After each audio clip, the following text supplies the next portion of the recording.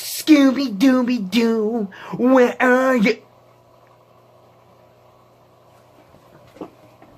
What is up, Nostalgic? It's Ryan from the Nostalgia Factor here, back again with another edition of Nostalgic Blast Reviews, where we take a look at the best and worst in gaming. Today's game that we're going to be taking a look at is a game a lot of you out there may recognize from your childhoods. I know I do, and that game is Scooby Doo and the Cyber Chase on PS1. The game was developed back in 2001 by Artcode.ltd and Software Creations for the original PlayStation and the Game Boy Advance. Now, right at the start, before we get into this review, I just want to say, guys, that while I do love this game a lot for childhood reasons and nostalgic reasons from said childhood, I must be honest. This game is pretty mediocre in a lot of areas, and for reasons we'll get into, it's not that great of a game, I'm sad to say. Plus, when I saw this, it made me want to choke on a spoon, so, yeah.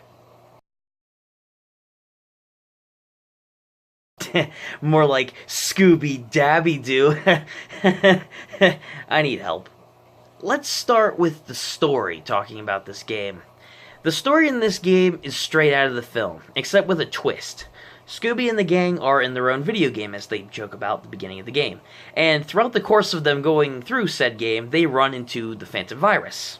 After the Phantom Virus announces he wants to take over the game, the others, Fred and Daphne specifically, go to set a trap to capture the virus, while Scooby and Shaggy are meant to go into different levels throughout the game in order to battle and finally corner the virus for them to lure him into said trap.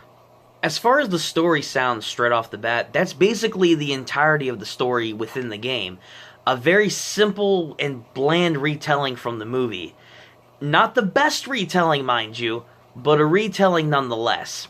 However, a major problem that arises for even just a bland introduction, the fact that the story itself makes no sense throughout the game, especially for the ending, so spoiler warning for those of you who haven't played an 18-year-old game. The ending presents Fred and Daphne realizing, after all the stuff that you have to go through in the game and beating the virus multiple times, that the device at the start of the game can destroy him. Therefore, that's the ending, making everything else you've done up to that point useless, so yeah, the story kind of sucks. Not only is the story completely pointless and ruined by the ending, the voice cast and character models for this game are absolutely atrocious. Now, I've talked about bad voice acting before in previous reviews such as Mega Man 8, but if you thought Mega Man 8 was bad, just take a look at this, because even though it was terrible, at least Mega Man 8 had some really amazing looking cutscenes, especially for the PS1. This is bad. Are you alright? You look like you've seen a ghost. That thing wasn't a ghost! That's strange. My handheld wireless communication system is going berserk. It's like it's been zapped by some sort of virus. Besides the story issues, the main thing that you do in this game is play as Shaggy and Scooby respectively, going through multiple different levels in order to battle the virus, and grab a box of Scooby snacks to complete the stage before the boss battle. Each of these levels include a dinosaur level, going through medieval Japan, going through a carnival, and various other places that you'll find yourself going through. Graphically speaking, for each of these levels are by far are not the best on the PS1. Each level is blocky, unimaginative with the designs, the color palette's just bland, and frankly, each of the models and sprites that you run into, such as Skull Warriors from the Roman Colosseum, and even the dinosaurs from the dinosaur level, they aren't that detailed, and this is coming from someone who's played the original Crash Bandicoot multiple times. Crash Bandicoot, a game that's known for blocky design for a lot of things, even Crash's model is pretty blocky, looks so much better than this game. This game has no excuse, especially in 2001, that late into the PlayStation's development.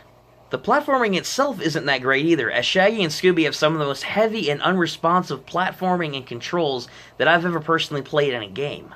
It takes too long to jump, the momentum carries over for each platform that you jump on, making you fall off and die more often than what you should, and the controls themselves are so stiff and tank-like, maneuvering through each of these levels, making it almost impossible at some points, that I wonder how the developers possibly thought this was such a great game design.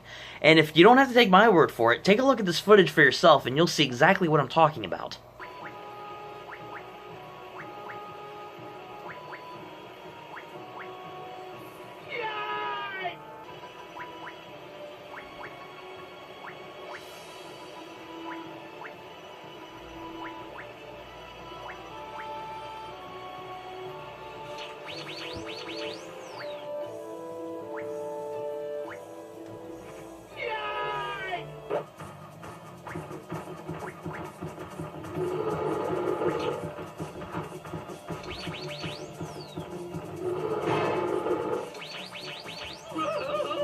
Now, while the gameplay, story, and basically everything else is pretty bad, one thing this game does carry over that I can't deny is that it has a certain charm, especially to fans of the OG Scooby Doo, from his early movies and even the original TV show.